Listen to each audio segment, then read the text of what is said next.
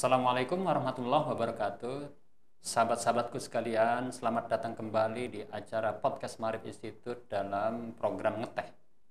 Nah, narasumber kita kali ini kedatangan Ayu Arman. Iya, Mas. Nah, Ayu Arman ini seorang penulis, ya, Iya, seorang Bapak. penulis biografi, dan apa saja kegiatannya nanti akan kita korek sedikit Iya. demi sedikit. Selamat datang, Yuk. Apa kabar? Baik, Mas. Terima kasih atas undangannya ke Maarif Institute. Jadi Ayu ini penulis biografi Iya. apa tokoh-tokoh politik atau apa? Ya, namanya biografi siapa saja bisa ditulis, Mas. Dan bisa. kebetulan yang saya tulis adalah tokoh-tokoh politik, khususnya kepala daerah. Tapi meskipun begitu dalam kesempatan ini saya tidak membahas tentang biografi dulu ya.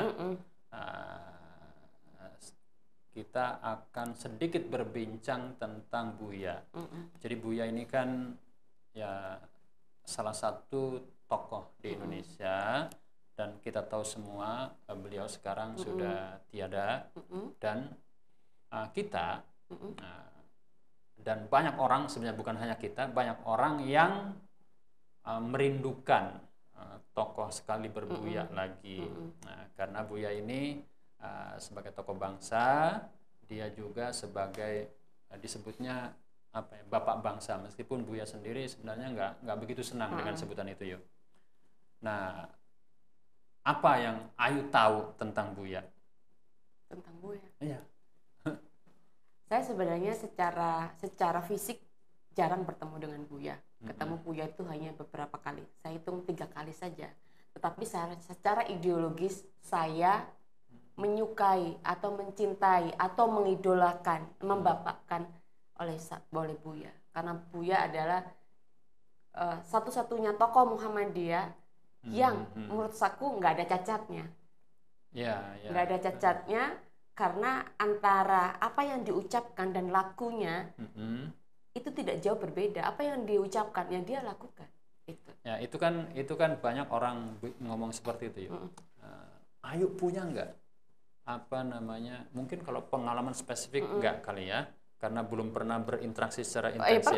Pernah. Nah, itu bisa diceritakan, Ya, coba. jadi kan gini, saya kan salah satu kader Muhammadiyah yang notabene melepaskan jilbab. Oh, itu. Saat itu, zaman itu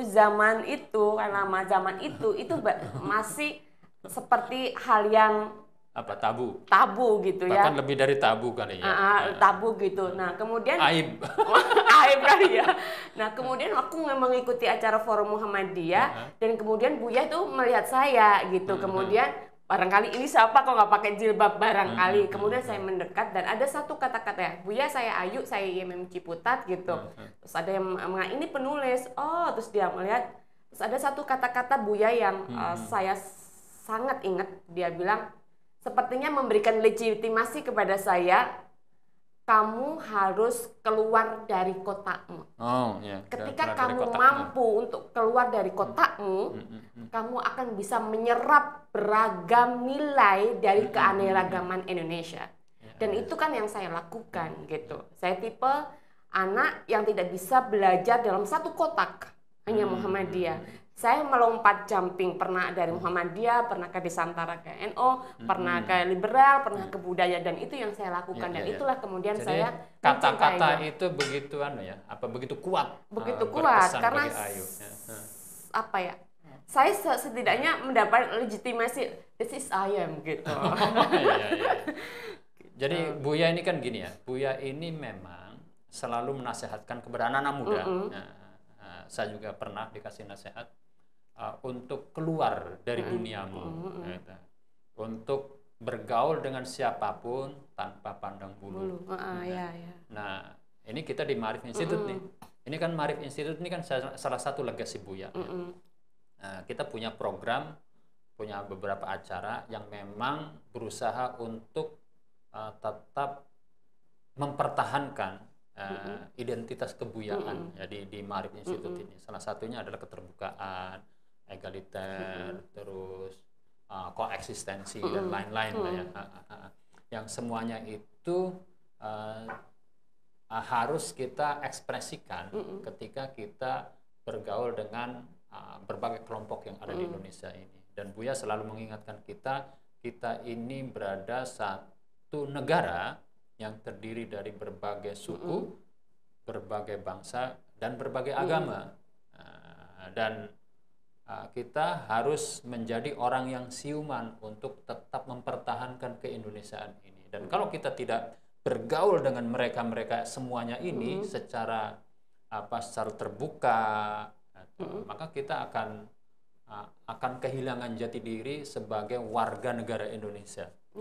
Karena kan Buya itu kan gini yuk, Buya itu kan mempersatukan keislaman, keindonesiaan, dan kebangsaan. Ini 3 dimensi ini bukan pilihan ganda ya. Artinya kalau pilihan ganda kan milih yang satu, yang duanya misalnya salah. Enggak seperti itu. Jadi itu kan kalau Ayu dapat kata-kata yang tadi itu, keluarlah dari kotakmu. Artinya maaf saya untuk mengatakan bahwa selama ini orang Muhammadiyah itu kan agak cenderung agak cenderung fanatik atau fanatik, ataupun saya melihat ada orang yang terlihat liberal, mungkin sebagian lah ya, sebagian. Ataupun misalkan dia secara ide wacana dia mengatakan liberal, tapi ketika praksisnya juga ada, itu saya juga mengalami bahwa saya pernah diminta oleh seorang tokoh Muhammadiyah juga untuk kamu ikut aku di Muhammad, tapi ketika kamu rapat kamu pakai kerudung ya. Kemudian meskipun bukan jilbab tapi pakai kerudung, tapi bagi saya itu bukan bagian itu. Saya juga pernah kalau Buya ini enggak gitu. Buya itu membiarkan kita untuk menjadi diri kita sendiri. Padahal dia juga imannya kuat sekali gitu. Nah, itu yang saya kagumi, itu pertama. Yang kedua, Indonesia ini kan kekurangan leadership gitu ya. Orang pandai banget banyak bicara tetapi tidak pandai memberikan keteladanan, dan itu yang saya dapatkan dari Buya itu. Tidak semua orang tokoh sebesar Buya bisa menjalani hidup seperti Buya. Dia memilih untuk menjadi tidak ada apa-apa, memilih untuk tidak menjadi siapa-siapa meskipun dia adalah sosok yang besar. Dan itu tidak mudah. Dia memilih jalan sepi dan sunyi. Sang sufi. Ya, bagi saya dia Brahmana Nusantara lah. Brahmana Nusantara, menarik. Dan dia saat ini dibutuhkan itu. Nah, setelah Buya tidak ada gitu, itu kan tadi kategori-kategori yang disampaikan Ayu itu kemudian bagaimana sekarang dengan kondisi Indonesia saat ini gitu. Artinya dengan kehilangan tokoh yang Ayu identifikasi dengan terutama yang terakhir itu sebagai Brahmana Nusantara, terus sebagai tokoh yang punya leadership. Kemudian sebagai tokoh yang memberikan keleluasaan kepada anak muda untuk berekspresi dan seterusnya. Ya, saya akui memang secara nasional itu kekurangan leadership itu. Tetapi saya masih percaya dari daerah-daerah itu akan muncul tokoh-tokoh seperti Buya. Karena saya juga ketika turun ke daerah itu banyak juga tokoh-tokoh yang menyuarakan seperti Buya tentang kebinekaan, tentang kebinekaan, kemanusiaan, yang enggak rasis, yang itu juga ada. Cuman mungkin dia belum setingkat nasional gitu. Jadi sahabat-sahabat sekalian, tadi di awal saya sudah sebutkan bahwa Mbak Ayu ini adalah penulis biografi tokoh-tokoh lokal dalam tanda petik tokoh lokal yang mungkin tapi punya reputasi nasional ya. Jadi makanya dia punya pandangan bahwa sebenarnya ada tokoh-tokoh yang mungkin seperti Buya, tapi mungkin dalam skala yang lebih dia mungkin belum diuji, tapi saya bersyukur bahwa saya kan menulis buku biografi yang banyak di Pak Bupati, Gubernur gitu. Tetapi secara pemikiran saya melihat itu mereka juga sama satu frekuensi menginginkan Indonesia dalam kebinekaan yang bagus-bagus gitulah. Tetapi kemudian itu belum mencuat ataukah dia belum teruji oleh ombak itu. Cuman keistimewaan Buya kan seperti yang saya sebutkan tadi itu kan di situ kan ada sisi-sisi keislaman yuk. Iya, betul. Jadi keislaman, keindonesiaan dan kebangsaan. Nah, tokoh-tokoh yang Ayu ini kan belum tentu juga bisa menyatukan ketiganya itu. Kalau keislaman mungkin aku belum menemukan ya. Aku belum menemukan. Artinya dia melihat dan mengekspresikan Islam sebagai betul-betul agama yang rahmatan lil alamin. Nah itu menariknya Buya itu di situ, dia tuh Islamnya kuat, tapi keluarnya itu dia egaliter gitu. Jadi ya. Melihat orang itu tanpa atau mungkin cara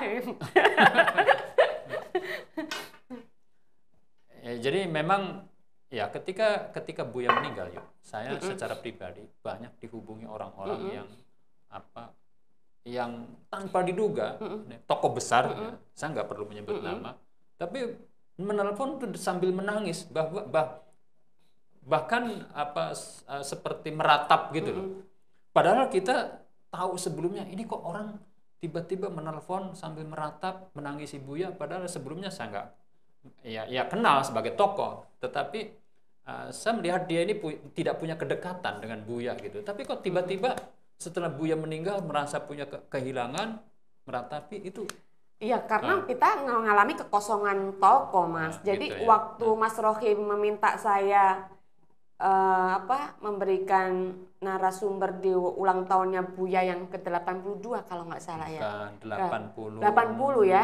86 ya, itu kan saya bikin. Bukan tahun lalu. Bukan tahun lalu, pokoknya yang bikin tulisan lalu. Ya, yang Sang Brahmana Nusantara, saya bikin tulisan di website saya. Kenapa saya mengidolakan Buya dan lain sebagainya, itu aja sudah kepikir saya. Aku baru ngitung umurnya Buya. 85 Sarala. Itu tahun 85, usia yang ke-85. Itu kan saya jadi narasumber itu. Nah, saya kepikir, habis Buya siapa ya? Gitu. Ya kita memang harus mengakui ada, atau memang kita belum menemukan, atau orangnya belum muncul, tapi saya selalu berpositif, pasti selalu ada regenerasi itu, dan Indonesia membutuhkan itu. Jadi mungkin gini, mungkin barangkali kita akan lebih bijak melihat sosok pengganti Buya itu tidak seutuhnya dalam tiga dimensi itu, tetapi minimal kita ada tokoh Islam yang dia paham keislamannya bagus, tetapi ekspresi dan cara pandang dia terhadap agama lain itu tidak sebelah mata. Berarti generasinya kayak Gus Dur, Cak Nur, Pak Ma'arif itu udah nggak ada loh, Mas. Ya, memang udah agak sulit. Ya, yang kita temukan kan orang ada yang memang ahli agama dan pemahaman agamanya universal. Tetapi kan tidak punya pengalaman misalnya seperti Buya sebagai tokoh nasional yang pernah memimpin organisasi besar seperti Muhammadiyah. Jadi kan keutuhan Buya kan ada di situ. Dia leadership-nya kan pernah diuji karena dia memimpin organisasi nasional. Mungkin ya orang tokoh seperti katakanlah Amin Abdullah itu kan secara pemikiran, secara saya kira sama dengan cuman kan Pak Amin Abdullah ini kan karena dia belum pernah memimpin. Itu idolaku juga itu Pak Amin Abdullah. Dia belum pernah menjadi ketua umum PP Muhammadiyah yang memimpin organisasi. Dia pernah di Muhammadiyah sebagai salah satu ketua, tapi kan tidak top leadernya. Nah, terus juga ada Gusmus. Nah, Gusmus juga sama. Nah, tinggal satu itu. Tapi Gusmus ini kan juga secara leadership kan belum teruji karena dia kan nggak bersedia untuk jadi, karena dia kan seniman. Dia tipenya lain. Tetapi dalam aspek-aspek tertentu, itu ya sama dengan Buya. Ya mungkin kita nggak ada memberikan penggantinya seperti Buya yang pasti tidak ada. Buya hanya satu orang. Tapi saya waktu dialog di Kompas TV itu siapa Pak Mahfud MD mengatakan begini Gimana, Mas? Saya dulu ketika Cak Nur meninggal, saya juga berpikir waktu itu siapa ya pengganti Cak Nur. Gitu. Ketika Gus Dur meninggal, siapa ya pengganti Gus Dur? Nah, sekarang ini orang semua berpikir setelah Buya meninggal siapa ya pengganti Buya? Nah, itu disamper sama Rosi. Ya salah satunya inilah Pak Haidar Nasir misalnya seperti itu. Ya, tapi mungkin karena karena skala pergaulan dan lain-lain belum katakanlah seluas Buya, kemudian orang belum mengenal gitu. Ya, mungkin jawabannya ya kitalah penerus-penerus Buya. Dengan cara yang masing-masing tetapi membawa nilai dari Buya. Mungkin begitu, Mas. Buya ini kan selain pemikiran juga pergaulan. Makanya ketika dia mengatakan keluarlah dari kotakmu, itu kan sebagai refleksi dari dirinya sendiri sebenarnya. Refleksi Buya sendiri yang Buya ini tanpa pandang bulu melihat orang lain dan memperlakukan itu memperlakukan orang lain. Jadi dia itu dari tukang sapu, marbot masjid sampai presiden ya dia anggap sebagai teman. Dan disitulah keistimewaan Buya ketika dia berdekatan dengan penguasa tidak punya beban, berdekatan orang bawah cuma beban. Nah, banyak kritik Buya sebagai dalam tanda petik tokoh agama yang dekat dengan kekuasaan. Dia tidak memanfaatkan itu. Nah, itu enggak menurut pandangan Ayu bagaimana? Yaitu pilihan hidup. Pilihan hidup. Bagi saya Buya itu memang sengaja dia memilih hidup untuk menjadi orang biasa, menjadi orang sepi, sunyi. Menurut aku ya memilih jalan sufi. Buya itu memilih jalan yang mana? Maksudnya ini, ada orang yang mengkritik Buya ini sebagai tokoh agama yang dekat dengan kekuasaan, dikaitkan dengan misalnya pernyataan siapa ini Al-Ghazali gitu, sebagai ulama gitu loh yuk. Ada yang menuduh seperti itu. Ya wajar-wajar aja lah dituduh, menurut aku. Gitu saya enggak. Tapi bagi saya Buya itu kalau mau dilihat dari politik kemanfaatan Buya itu tidak banyak memanfaatkan posisinya sesungguhnya gitu. Dia sebenarnya punya banyak peluang, semua orang mau jadi presiden harus ke Buya kok. Ya maksud saya kan begitu. Tetapi dia kan memilih jalan lain gitu. Misalnya dia tuh sudah punya posisi enak sebenarnya, mau hidup enak juga bisa. Tetapi dia tidak mau memilih jalan itu. Kalau menurut saya ngelihatnya dari luar loh Mas. Saya kan nggak terlalu sering ketemu Buya. Tapi lihat dari ketika saya ungkapkan waktu ulang tahun itu kan Buya dengar saya. Buya anggap saya sebagai anaknya ya sekali-kali lah Buya hidup enak biar dia senyum aja kan. Jadi memang kalau kelebihan Buya di mata kita anak-anak muda itu Buya itu tidak pernah memberikan judgement. Ya misalnya itu kan ada tokoh mungkin tokoh agamawan yang mungkin selama ini bagus ininya, tetapi kan ketika ngajak Ayu misalnya, yuk tapi kalau ketika kamu ikut saya rapat kamu pakai jilbab dulu, itu kan judgmental. Pokoknya Buya itu sudah selesai dengan kemanusiaan. Dia beranggap bahwa ya orang yang layak tuh ya orang yang berjilbab segala macam kan gitu kan. Iya. Buya menurut kan aku suka Buya itu adalah menempatkan orang bukan pada fisiklinya, tetapi apa yang dia bisa lakukan dan nilainya itu adalah Buya itu bukan lihat kamu misalnya bisa tapi kamu harus pakai jilbab, bukan begitu, kamu bisanya apa, lakukan itu dan kamu cintai dan lakukan itu Buya. Melihat manusia karena manusia. Ukuran moral yang diterapkan Buya itu ukuran yang objektif. Jadi tidak. Ya tentu dia punya ukuran-ukuran tentang moralitas, tetapi dia tidak mau ukuran-ukuran itu kemudian diterapkan kepada orang lain. Dan yang kita lihat ya banyak pemimpin agama kan seperti itu, sehingga kita merasa ketika mau dekat gitu, waduh nanti saya ini kan tidak cukup, katakanlah tidak cukup alim misalnya saya, atau tidak cukup pintar, nanti dikira gimana gitu. Pokoknya sekarang kalau Buya kan enggak. Kita membutuhkan banyak Buya yang lain dalam soal tokoh keagamaan ya, tokoh keislaman itu. Sebagai contoh gini ya. Jadi Buya itu kalau misalnya kita ini kan dibiarkan untuk berekspresi, untuk berpendapat. Nah, kalau pendapat kita ini katakanlah mungkin tidak sesuai dengan yang Buya inginkan, Buya itu tidak mengatakan pendapatmu salah. Kan banyak tokoh-tokoh yang Anda stupid gitu misalnya. Buya itu enggak. Buya itu paling dia akan mengatakan, wah Anda harus baca buku ini. Anda harus baca buku ini. Tidak mengatakan kamu salah enggak dia. Atau kamu baca buku ini nih bagus. Saya pernah baca begini-begini gitu. Ya karena dia udah selesai. Mas cuma satu pertanyaan saya. ke Buya, kenapa Buya tidak pernah mau foto sama cewek, Mas? Selalu ada cewek, pasti harus ada orang bertiga. Kalau kamu baca ini ya, kalau kamu baca ini buku ini, nih. Waktu kan ini foto sama Buya bertiga, Mama Rohim begitu kan? Jadi kalau kamu baca ini akan tahu apa jawabannya. Aku kan foto 2 kali sama Buya, dia pasti harus ada orang bertiga gitu, Buya. Kenapa ya gitu? Jadi saya baca ya buku ini. Jadi ini memang masalah pribadi ini. Ya mungkin agak pribadi ya.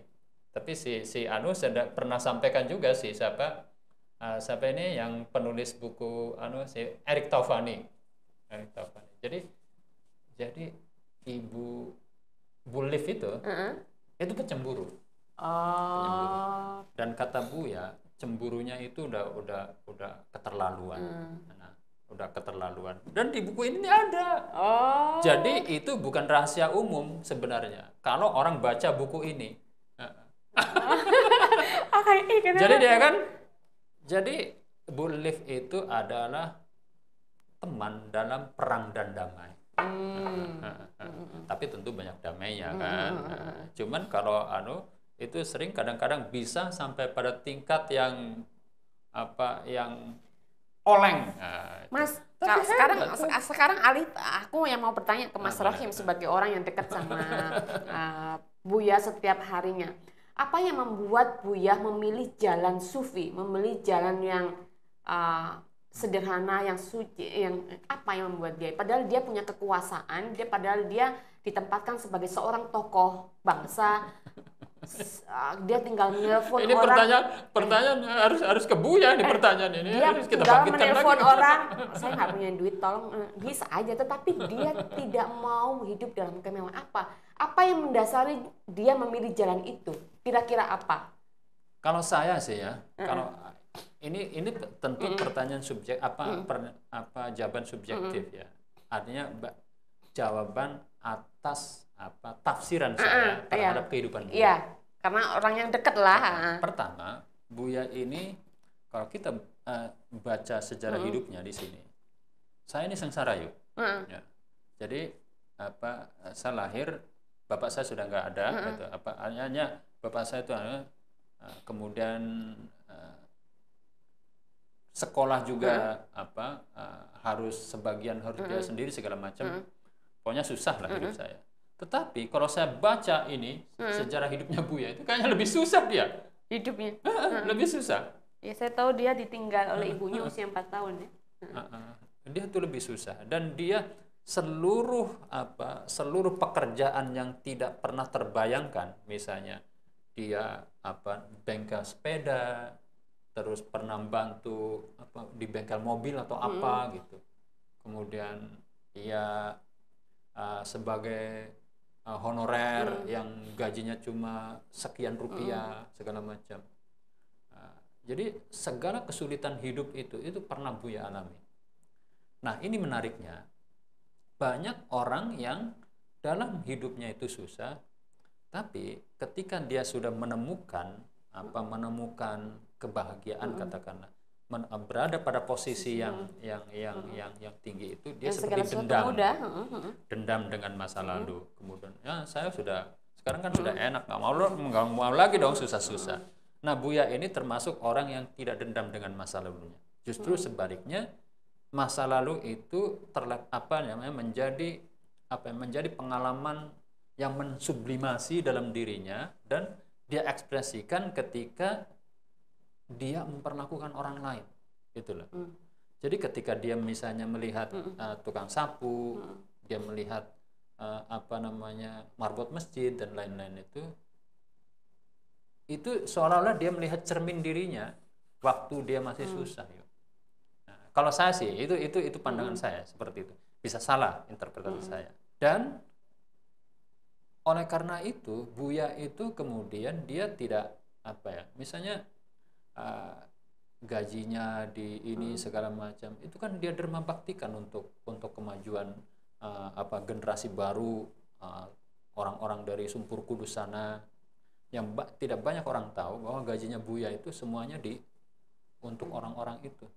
Jadi dia menginginkan Sumpur Kudus itu maju, dan kemajuan suatu daerah itu tidak bisa ditopang kecuali dengan pendidikan masyarakat dan anak-anak yang ada di situ. Dan Buya itu memberikan mereka beasiswa segala macam. Jadi dia nggak, ya dia kan sebagai ada dong gajinya kan sebagai sebagai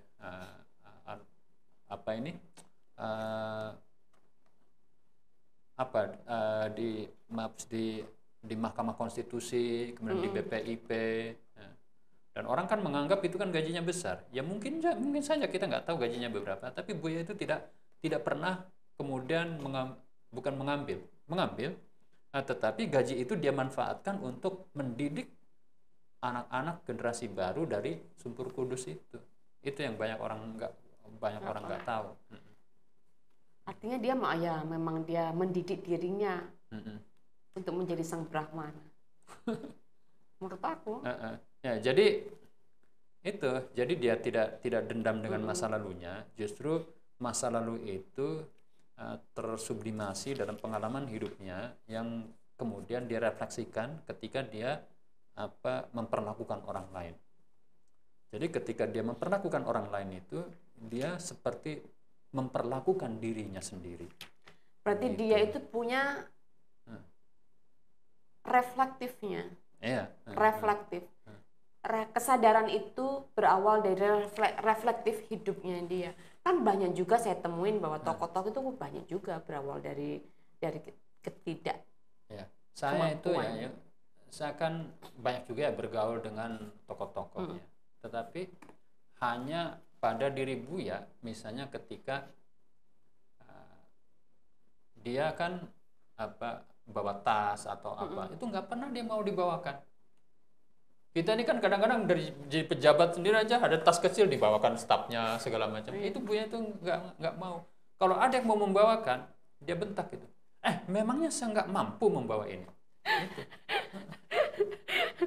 Dan begitu juga dia kan di rumahnya kan nggak punya ini, nggak punya asisten, nggak punya asisten rumah tangga, nggak punya ART. Karena selama itu bisa dilakukan sendiri, itu dilakukan sendiri. Kalau kita kan mungkin berpikir ya, mungkin kalau orang-orang yang berpikir elitis kan, nah apa sih kok membuang-buang waktu untuk mencuci, menyetrika? Itu kan bukan pekerjaan, itu kan cukup pekerjaan orang-orang dalam tanda petik misalnya orang-orang yang tidak berpendidikan atau apa. Buya enggak, Buya itu enggak pernah berpikiran seperti itu. Selama dia mampu, mau mencuci, mau menyetrika, dia kerjakan sendiri. Itu yang agak sulit itu mencari di orang lain yuk.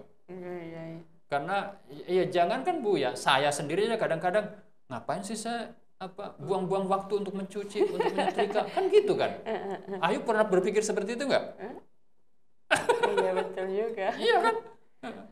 Karena kita berpikir mungkin menyetrika, menyuci itu hanya pekerjaan orang-orang rendahan. Enggak. Bagi Buya tuh enggak. Kalau itu bajunya dia, ya dia sendiri harus cuci. Dia sendiri setrika. Selama dia bisa. Nah, gitu. Buya. Ada nggak yang orang lain yang nggak seperti itu coba? Keren ya. Buya itu memang selalu keren. Buya. Jadi sebelum terakhir, kira-kira apa pelajaran penting yang Ayu dapatkan selama membaca tentang, baik Ayu pernah bergaul dengan Buya atau Ayu membaca buku-buku Buya? Kalau saya sih, saya tetap akan menjadi gini. Apa yang saya pelajari dari Buya, ya jadilah kita menjadi seorang Islam, tetapi yang Islam yang Indonesia, Islam yang Nusantara.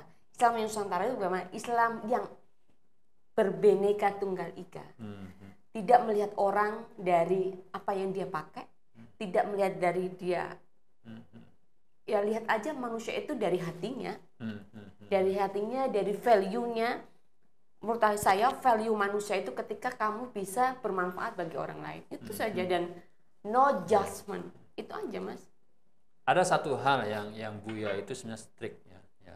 Apa? Itu ketika ada yang melakukan korupsi. Itu bagi Buya tidak ada, ya pastilah tidak ada itu. kata maaf.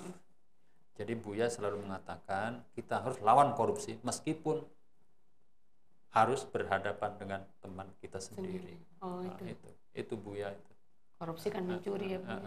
Jadi dalam hal lain dia nggak ya setiap orang punya pilihan, tetapi yang berkaitan dengan moralitas kebangsaan yang merugikan orang lain, entah korupsi, entah manipulasi dan lain-lain, itu yang nggak bisa yang itu yang saya tahu dari Buya.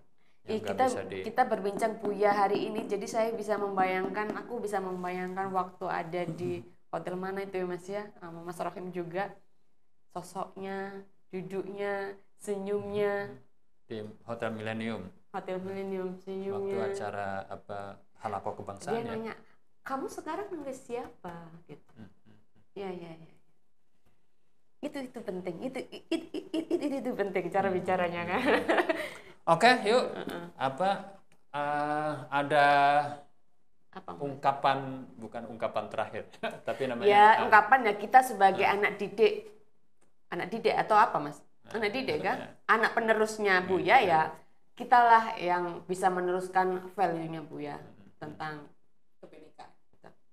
Jadi Islam Indonesia, Islam Nusantara, ya kemanusiaan yang mencintai Indonesia dengan beragam budaya. Islam yang rahmatan lil alamin ya. Sahabat-sahabat sekalian, tanpa terasa kita sudah sampai di ujung pembicaraan dan apa yang disampaikan oleh Mbak Ayu. Kita nggak menyampaikan, cuma curhat aja, ngobrol, berbincang tentang Buya. Tentang Buya Syafi'i Ma'arif. Ya, mudah-mudahan bisa memberikan inspirasi buat kita dan bisa juga menjadi pelajaran buat kita untuk apa yang selama ini sudah Buya perbuat, Buya refleksikan dalam kehidupan kebangsaan, menjadi cermin bagi kita semua. Dan memang orang boleh saja mengatakan belum ada pengganti Buya, tetapi kita tetap optimis, kita tetap berharap suatu saat ada tokoh-tokoh lain yang juga seperti Buya. Kenapa nggak memulai dari diri kita? Ya kan. Buya Syafi'i. Jadi bukan kita menjadi sosok Buya, tetapi nilai-nilai Buya itu kita mulai dari diri kita masing-masing. Ya tentu saja kita masing-masing berusaha semaksimal mungkin untuk. Buya ada di hati saya, Buya ada di pikiran saya, ada di lagu saya. Intinya ya Buya ini sebagai sosok dia seperti mata air kehidupan yang selalu dibutuhkan dan mungkin tidak akan habis-habisnya dibicarakan. Nah, teman-teman, sahabat-sahabatku sekalian, mudah-mudahan apa yang kita bincangkan pada kesempatan ini bermanfaat dan kita berjumpa lagi pada acara ngeteh berikutnya. Dan mungkin Mbak Ayu akan kita undang lagi. Ya. Oh ya, terima bicara kasih Mas. tentang apa yang Mbak Ayu lakukan selama ini. Sekali lagi terima kasih. Mohon maaf kalau ada kata-kata yang kurang berkenan. Assalamualaikum warahmatullahi wabarakatuh.